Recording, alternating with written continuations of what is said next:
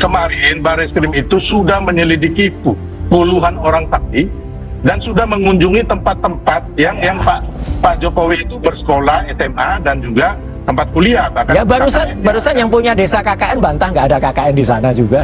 Jadi akan terbit nanti orang-orang yang jujur kayak Pak Kasmujol juga sudah jujur. Ini ada orang dari desa KKN-nya yang disebut KKN Wonosegoro itu bantah nggak ada itu. Terus kemudian bahkan KKN-nya ketika tahun 83. Oke, itu 83 itu nggak mungkin dia sudah KKN 83. Oke. Baru 3 tahun kalau sudah KKN. Ya, saya ada fotonya. Jadi Anda jangan bilang begitu. Saya ada fotonya Pak Jokowi KKN. Nanti saya tunjukin nextnya. Oke. Itu saya mengatakan bahwa Anda berbohong di sini. Enggak ada itu ada buktinya desa KKN-nya. Soal gelar perkara. Foto gampang kalau foto. Oke, Bang Sylvester lanjut tuh. Terjadi perdebatan panas antara Roy Suryo dengan Sylvester di Kompas TV. Usai Mabes Polri mengumumkan ijazah Jokowi. Polisi memastikan keaslian ijazah Presiden ke-7 Republik Indonesia setelah melalui serangkaian pengujian forensik oleh Pusat Laboratorium Forensik Polri. Ijazah milik Jokowi diterbitkan oleh Fakultas Kehutanan Universitas Gadjah Mada dengan nomor 1120 atas nama Jokowi, NIM 1681KT, tertanggal 5 November 1985. Dokumen ini menjadi salah satu temuan penting dalam penyelidikan laporan dugaan pemalsuan ijazah yang belakangan ramai diperbincangkan. Sekarang gugatan di PN Solo dan PN Sleman itu Gak usah saya situ dulu. pastikan. Oh jangan dong. Ini mereka nggak punya bukti semua, termasuk nggak punya legal standing ya. Lari ke sana Yang lagi. akan Mas Roy hadapi itu adalah pelaporan Pak Jokowi di Polda Metro. Ya ada siap-siap itu aja. juga. Ini nggak bisa. Itu juga kriminalisasi Anda, kalau saya itu. yakinkan hari ini Anda pasti masuk karena hukum yang akan mengurung Anda. Bukan Emang Pak Jokowi. emang Bang Silvan diangkat jadi Kapolri ini kok bisa memastikan masuk Bang? bukan. Selamat kalau jadi Kapolri. Masuk. Mas Roy otaknya dipakai. Oke, hati-hati ya.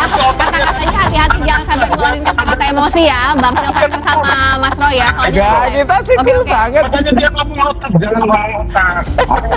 Itu yang Oke, sabar ya, Bang Sylvester sama Mas Roy ya. Oh kalau aku sabar. Mau gimana sih? Kelihatan kok. Oke, sebentar.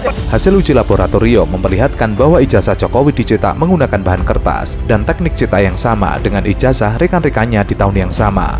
Tinta tulisan tangan dan stempel yang tertera juga dipastikan berasal dari alat dan bahan yang sama. Tanda tangan pejabat fakultas seperti dekan dan rektor yang tercantum ijazah Jokowi juga terlihat diuji secara forensik. Selain ijazah, Barreskrim juga menelusuri skripsi Jokowi yang berjudul Studi tentang Pola Konsumsi Kayu Lapis pada Pemakaian Akhir di Kota Madya, Surakarta. Skripsi tersebut diketik menggunakan mesin tik tipe Pika sesuai dengan jenis umum yang digunakan pada era 1980-an. Lembar pengasahan skripsi dicetak menggunakan handpress atau letterpress yang ditandai dengan permukaan tulisan yang tidak rata atau cekung jika diraba. Refli Harun dan Petrus Celestinus sudah minta agar ini nggak diteruskan.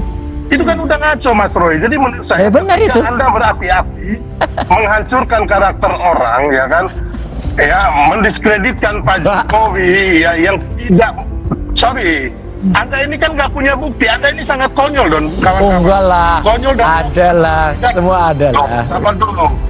Bicara dulu ya. Anda tidak punya bukti. Memegang ijazah itu palsu.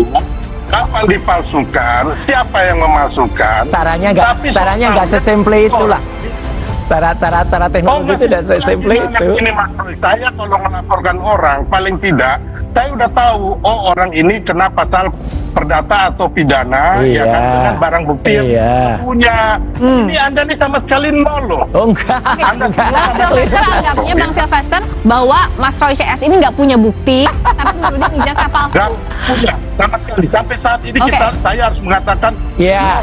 Jelas. Oke, kami nggak ada zero evidence, nggak ada. Sama, wah kalau ini berarti zero brain ya. Bahwa kita ingin memberikan insentif pada dunia pendidikan kita agar ada semangat bagi rakyat kita untuk menuntut ilmu dan memperoleh ijazah. Jangan sampai seperti yang beredar di sosial media, ada anak kecil ya, anak SMP menyatakan buat apa sekolah tinggi-tinggi kalau ijazah palsu pun bisa jadi presiden. Kalau mau jadi presiden pesan saja ke UGM. Ini kan tentu akan menjadikan dunia pendidikan kita tidak punya insentif untuk mendidik. Ini bahaya sekali. Hasil forensik Polri bukan satu-satunya yang bisa diterima dalam pembuktian kasus ijazah Presiden ke-7 Jokowi. Jika penggugat ijazah Jokowi tidak terima dengan hasil forensik Barreskrim Polri, maka bisa dilakukan pembanding. Karenanya keputusannya ada pada hakim. Sejauh hakim bisa diyakinkan, maka hasil forensik bisa dibantah. Oleh karena itu, dalam kasus ini tanggung jawab hakim sangat berat. Gitu. Oke, kita sebelumnya kasih kesempatan Pak Abdullah lagi. sebelumnya ada peristiwa, Pak. Gara-gara tidak dibukanya ijazah ini, maka 2 orang itu dipenjara sekarang 6 tahun. Pada waktu itu dia didakwa dengan berita bohong dengan Undang-Undang Nomor 1 46 tahun 46 dikatakan memberikan berita bohong yang menimbulkan keributan, kegaduhan, ya kan? Tetapi jaksa tidak membuktikan kalau kita bohong berarti aslinya mana, nggak bohongnya bagaimana? Oke. Gara-gara itu, jadi bukan ada peristiwa dia hanya buktikan gini, karena gara-gara inilah maka ada 2 orang sampai sekarang di penjara 6 tahun. Sebelumnya, pengumuman telah dilakukan oleh Direktur Tindak Pidana Umum Barreskrim Polri. Di sisi lain, pengacara Roy Suryo Ahmad Khozinuddin mengkritik kinerja Barreskrim Polri terkait dengan ijazah Presiden ke-7 Jokowi. Ia menganggapnya tidak bernilai. Ia mengatakan hal tersebut tidak bisa menjadi penguatan bukti laporan ke Polda karena proses menguatkan laporan di Polda, ijazah Jokowi harus disita di Polda dan diproses di Polda meskipun harus balik ke Barreskrim. Kalau uji lab tadi kalau uji lab kita kan hanya membandingkan antara yang ini dengan yang ini, ya memang hasilnya otentik, sama, identik. Tetapi kalau didukung lagi dengan statement di depan publik, kami tanyakan kepada UGM begini-begini, hasil lain begini-begini, maka ijazah tersebut adalah identik dan sah adanya. Karena problemnya gini Mbak, mengatakan identik dan identik itu tidak bisa kemudian menyimpulkan itu adalah asli atau palsu. Tanda tangan kita berdiri dengan duduk itu bisa berbeda, padahal asli dari orang yang bikin tanda tangan. Jadi poinnya adalah menyandarkan hasil lab 4 yang mengatakan itu sudah identik, tidak bisa menyimpulkan itu adalah ijazah yang asli.